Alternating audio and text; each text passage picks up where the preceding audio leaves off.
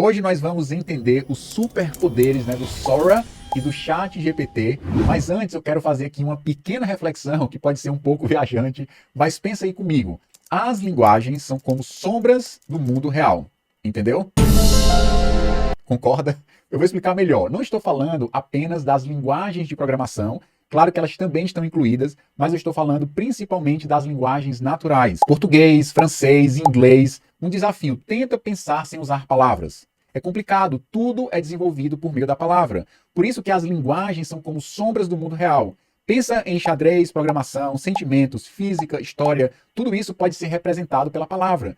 A palavra é o que nos diferencia dos animais. Se inscreve no canal! Nós temos o logos, a razão, e logos também é a palavra. Eu vou parar por aqui na aula de filosofia, mas é exatamente por isso que o ChatGPT é tão poderoso, até mais poderoso do que muitos esperavam. Só para adiantar, esse vídeo não é sobre o impacto da IA na programação em si, e um spoiler, eu penso que o impacto é muito positivo e que não será o fim dos programadores. É a verdade, não minto.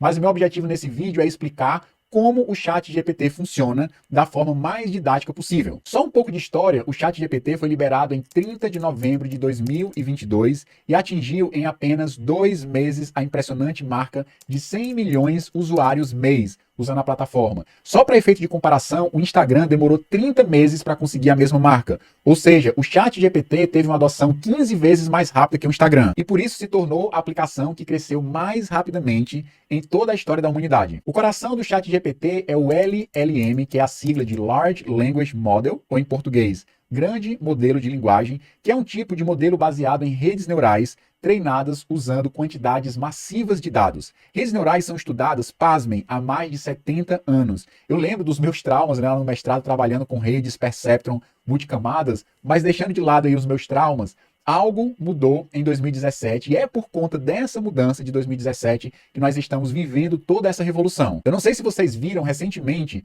a ferramenta de texto para vídeo chamada Sora. A OpenAI liberou no dia 16 de fevereiro de 2024 e os resultados são surpreendentes. Há mais ou menos um ano foi liberado o vídeo do Will Smith toscamente comendo macarrão, mas a evolução é impressionante. Filhotes de Golden na neve, vou deixar aí um segundo para você apreciar esse vídeo. Tem um vídeo do aniversário que é quase perfeito, as velas estão um pouco estranhas. Uma mulher caminhando nas ruas de Tóquio, tem até os reflexos no chão. Mas só para reforçar, o Sora utiliza o mesmo princípio usado no ChatGPT. É simplesmente mind-blowing. Certo, voltando para a nossa história, o que exatamente aconteceu em 2017? Foi a criação de uma nova arquitetura de redes neurais chamada Transformers, no velho e bom português, transformadores. Esse novo modelo foi introduzido pelo Google em 2017, inclusive a letra T da sigla GPT é de Transformer. E esse modelo tem como objetivo entender e responder linguagens de forma geral, tanto linguagens naturais como linguagens artificiais. E o objetivo principal do modelo é bem simples de entender.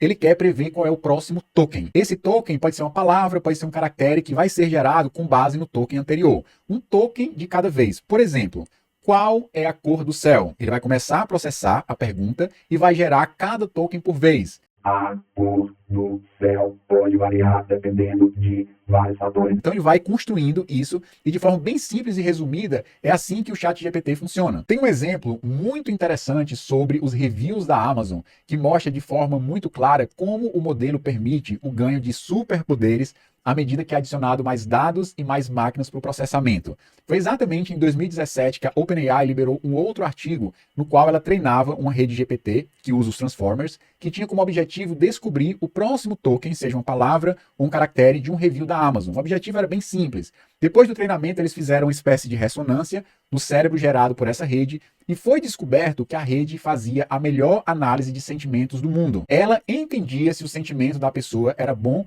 ou ruim sobre o produto. O que tem de estranho nesse exemplo é que o objetivo era simplesmente prever o próximo token do review, mas de forma inesperada ela também começou a entender como o ser humano se sente. Apesar de inesperado, faz sentido entender como o ser humano se sente, pois os nossos sentimentos influenciam demais os nossos reviews. E se você parar para pensar, caramba, é impressionante como vai surgindo esses comportamentos. E esse é apenas um dos exemplos de comportamentos emergentes após o treinamento dessas redes. Hoje não se sabe ao certo o tipo de habilidades adquiridas pela rede, mas recentemente, em uma entrevista para o Bill Gates, o CEO da OpenAI, o Sam Altman, reconheceu que o nível de entendimento das redes geradas ainda é muito baixo. Ele explica que as redes neurais funcionam mais ou menos como o nosso cérebro. Claro, não vivo, né, mas artificial. Tem neurônios, tem conexões, e essas conexões vão se movendo com o passar do tempo, mas em alguns anos, diz ele, que nós seremos capazes de fazer um raio-x nessas redes e entender como elas evoluíram. Eu não sei se isso é claro para todo mundo que está assistindo o vídeo, mas tradicionalmente nós programadores criamos algoritmos, funções que recebem dados e retornam dados. Mas é humanamente impossível criar um algoritmo que gera vídeos de filhotes de Golden. Nesse caso, entra a IA, que tem algoritmos que usam dados de treinamento para criar grandes estruturas que funcionam como algoritmos. Ou seja, quanto maior, mais poderoso fica o algoritmo. Os volumes de dados para gerar toda essa inteligência e gerar essa rede são inviáveis para meros mortais. Apenas gigantes da tecnologia terão capacidade de gerar esse tipo de rede. Então o que nós temos aqui são dados que geram o algoritmo. Como eu disse, quanto mais dados, mais complexo e maiores são os algoritmos criados. Internamente são criados padrões estatísticos que estabelecem, no caso do ChatGPT, os relacionamentos entre palavras em uma linguagem. E depois utiliza esse conhecimento para prever as palavras subsequentes em uma resposta. Como eu falei anteriormente, né? Uma palavra de cada vez. O ChatGPT é alimentado pelos conteúdos da internet, mas como o objetivo de redes do tipo GPT, eu até comentei sobre isso já, é prever o próximo token, o ChatGPT vai saber qual é a próxima palavra em uma resposta sobre química, por exemplo, pois ele já foi treinado com muitos conteúdos de química. E isso vale para outras áreas do conhecimento, como programação, xadrez